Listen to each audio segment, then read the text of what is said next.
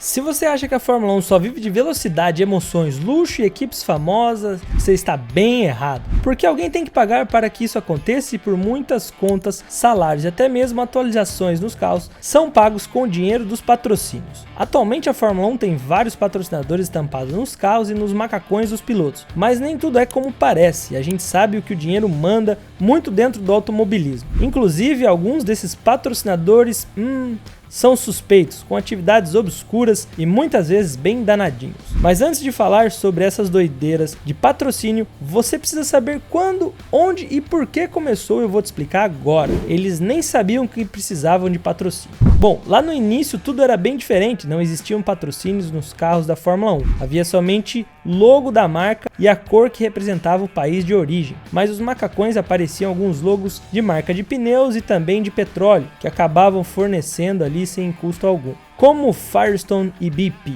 Apenas às vezes um logo menor quase discreto no macacão dos pilotos, tipo esse aí de Dan Gurney, o que era longe de ser meramente calculado. Os pilotos antes não precisavam usar roupas com logo ou até mesmo da marca para agradar patrocinadores, muito menos tinham que participar de eventos para agradar quem mandasse a verba. Então nesse período eles nem sabiam que precisavam de ter patrocinadores e que isso ajudaria nos custos. A Fórmula 1 para ganhar um dinheiro extra. Mas chegando nos anos de 1960 começou uma discussão de uma possível utilização dos carros para publicidade, também pensando no retorno financeiro que isso poderia trazer para as equipes. E uma curiosidade é que nessa época muitas equipes aumentaram o tamanho dos seus logotipos nos carros para preencher o espaço livre, já que os carros estavam aumentando o tamanho também. A partir de 1968 as coisas foram mudando e marcas começaram a ser estampadas na Fórmula 1. E o primeiro patrocinador surgiu na equipe Lotus, quando a equipe colocou o logo da marca Gulf Leaf, da Imperial Tobacco, estampado na lateral dos carros, e esse foi o pontapé inicial para a introdução de patrocínios nos carros. Essa decisão de introduzir patrocinadores veio também porque as empresas Shell e BP decidiram se retirar da Fórmula 1 e a Firestone cancelou os fornecimentos de pneus gratuitos, então eles precisavam agir rápido para conseguir uma verba para bancar todos esses custos. Ainda em 68, a Lotus, por exemplo, mudou a cor do carro por questões de patrocínio, então eles pintaram o carro de vermelho e branco, com uma forma de representar a cor da marca de cigarros Gold Leaf, que ofereceu um contrato de nada mais nada menos que 85 mil pounds por ano.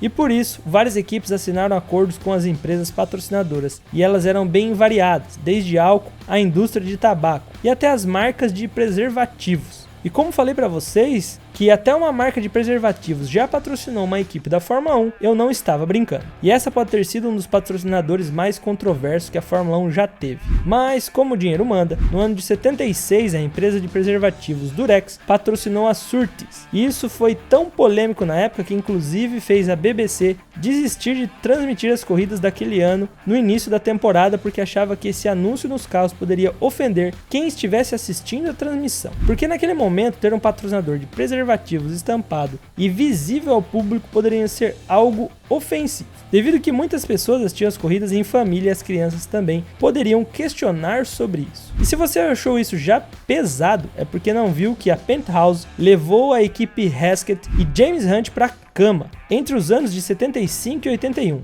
A Penthouse era uma revista masculina que representava imagens pornográficas e por si só já causava muita polêmica. Mas causou ainda mais polêmica alguns anos depois, quando a Penthouse se juntou com outro patrocinador, Rizla, e colocaram estampado no carro uma mulher deitada segurando um papel que é utilizado para enrolar nas laterais ali dos carros. Mas depois de tanta controvérsia e assuntos mais pesados, foi a vez da música entrar nesse meio como patrocinador e colocar carrinhos para dançar na divulgação. Isso aconteceu em 1981, quando a banda sueca ABBA entrou como patrocinadora do carro da Slim Borgud, que inclusive foi um ex-baterista da banda, mas ele realmente dançou naquele ano com a equipe ATS, e a carreira como piloto e patrocínio com a ABBA foram embora juntos. Ou seja, só entraram na Fórmula 1 porque já conheciam o piloto e viram uma oportunidade de conseguir dinheiro, mas as tentativas foram frustradas e não conseguiram o que precisavam. Como dito anteriormente, um patrocínio que estava muito presente eram as empresas de tabaco, de cigarros, que apesar de polêmicas rendiam uma boa grana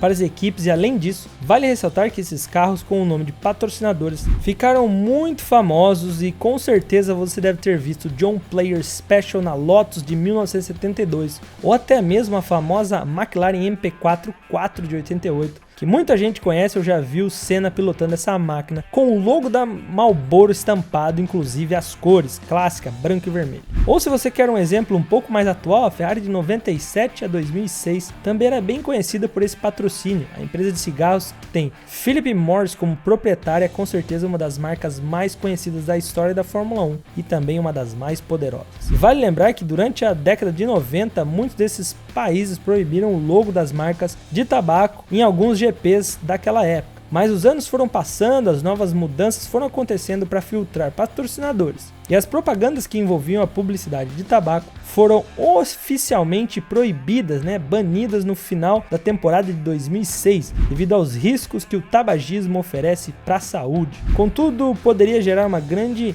impacto financeiro, já que as publicidades envolvendo cigarro, tabaco, rendiam uma boa grana para equipes como, por exemplo, Ferrari com a Marlboro, a McLaren com a West, a Jordan com a Benson Hedges, a Benetton com a Mild 7 e a BAR com a British American Tobacco. Ah, mas nessa Fórmula 1 sempre se acha um jeitinho, Saíram da Fórmula 1, mas voltaram com outra fachada. Então alguns desses patrocinadores que não queriam sair da Fórmula 1 tentaram achar uma brecha para que pudessem estar presentes na principal categoria do automobilismo. E por isso, se você reparar nos carros da Ferrari entre os anos 2005 e 2011, eles possuíam um código de barras na parte de trás do carro que tinha a mesma cor da marca do Marlboro e até mesmo o formato da logo. Contudo, não estavam totalmente visível e o vínculo da marca com a equipe, e por isso era permitido, mas todos sabiam de quem a gente estava falando e desse possível envolvimento. Mas a FIA acabou com a festa e proibiu isso também depois de um tempo. Mas você deve estar se perguntando, e eles encontraram alguma outra forma para continuar presente na Fórmula 1? A resposta é sim. Um exemplo claro dessa presença é a marca Mission Winnow. E a gente já falou dela em outro vídeo, muita gente comentou e nem sequer esses caras entraram no website deles para ter certeza do que você aí estava comentando. Então se liga. Que estava presente nos carros da Ferrari de 2021, essa empresa avisava promover soluções científicas para um futuro sem tabaco, contudo, a dona da marca é quem? Philip Morris. Sim, eles mesmos. O mesmo que tinha propriedade da Marlboro em temporadas mais antigas. Que coincidência, Mas enfim, se você acha que era só Ferrari, nada disso. A história se repetia na McLaren com a British American Tobacco, como citamos anteriormente. Mas agora a sigla BAT tinha um significado diferente, carregava um slogan com a Better Tomorrow, traduzindo um amanhã melhor. Esse só pode ser um amanhã melhor para o bolso da equipe e também do patrocinador. Só vale lembrar que por mais que surgiram todos esses novos patrocinadores, alguns estiveram presentes desde o início da era da divulgação. Mais um patrocinador que sempre esteve presente foram as empresas de óleo. Antes mesmo de terem patrocinadores oficiais na Fórmula 1, as empresas de óleo já estavam presentes na principal categoria do automobilismo e também nos macacões dos pilotos. Contudo, também tem aquele toque negativo. Atualmente a Fórmula 1 tem uma parceira com a Aramco, que é uma produtora de petróleo e gás, e além disso é uma patrocinadora geral. Ela é a patrocinadora principal em 2 GPs esse ano, sendo eles o da Hungria e dos Estados Unidos, e está estampado em várias outras corridas, como na Arábia Saudita e por aí vai. Mas essa super patrocinadora também é a maior poluidora do mundo, entre aspas. E aí que entra o ponto-chave da questão. A Fórmula 1 tem essa empresa poluidora como uma patrocinadora, mas pretende adotar projeto do zero carbono na Fórmula 1 até 2030. Ou seja, os propósitos mudam de rumo quando paramos para analisar esses fatores. E um detalhe é que essa parceria entre Fórmula 1 e essa produtora são a longo prazo, então mais uma vez fica aí a questão. Para qual lado a Fórmula 1 está dando preferência, ou ela está dançando com lobos, está tentando brincar aí com fogo e ficar bem no meio? A gente sabe que o dinheiro é sempre mais valioso nessa questão e ele pode mandar muito, inclusive.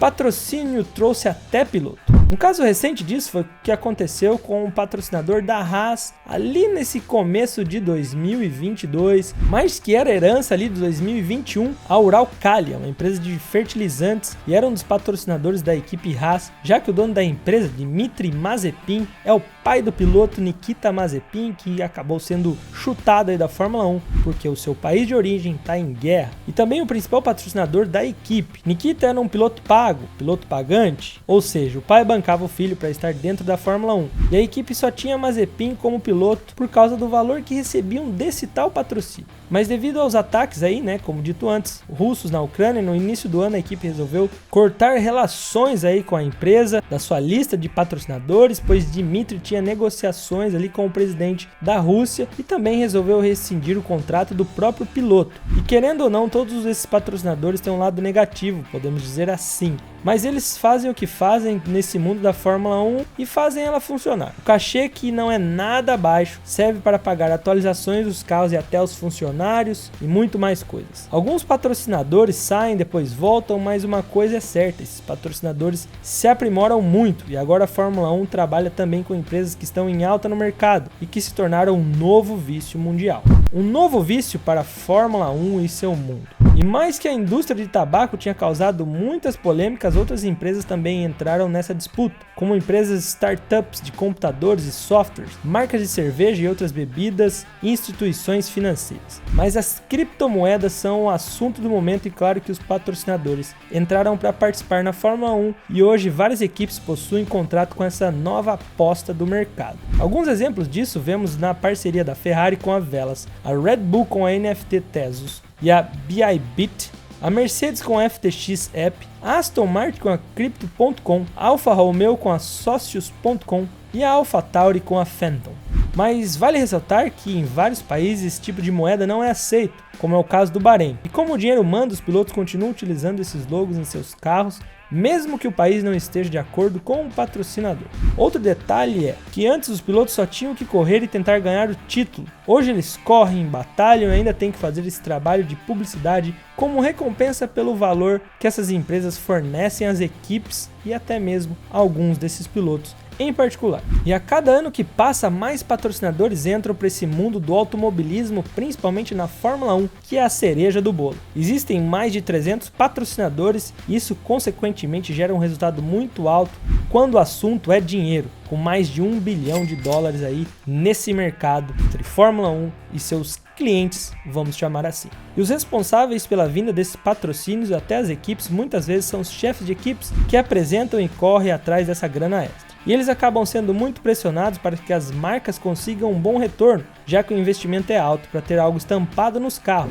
Meus caros, o mundo da Fórmula 1 é complexo, mas de uma coisa é certa, não importa se está fazendo certo ou errado, se faz bem ou se faz mal, se é bom para o meio ambiente ou não, dentro da principal categoria do automobilismo, o negócio é dinheiro e manda. E enquanto isso acontecer, vamos ver de tudo um pouco. E se acha que as coisas mudaram atualmente, nada disso. Sempre vai ter uma polêmica envolvida com relação aos patrocinadores e a esse lado escuro da Fórmula 1. Nem tudo são mil maravilhas, nem mesmo quando o dinheiro está em jogo. E na Fórmula 1 e outras categorias não é diferente. Simplesmente se tiver alguém com muito dinheiro, essa pessoa vai conseguir comprar muita coisa dentro de tal categoria, inclusive dinheiro ilícito às vezes, dinheiro suspeito e histórias bizarras que já fizeram parte desses anos de esporte. E quer saber mais desses contos bizarros? Tá começando um vídeo em 5 segundos sobre histórias que a Fórmula 1 esconde de você. Te vejo lá. E se quiser saber como criar vídeos criativos e viver de renda aí no YouTube, se liga nesse curso da Elementar Academy. Eu mesmo já fiz e recomendo demais, então fui!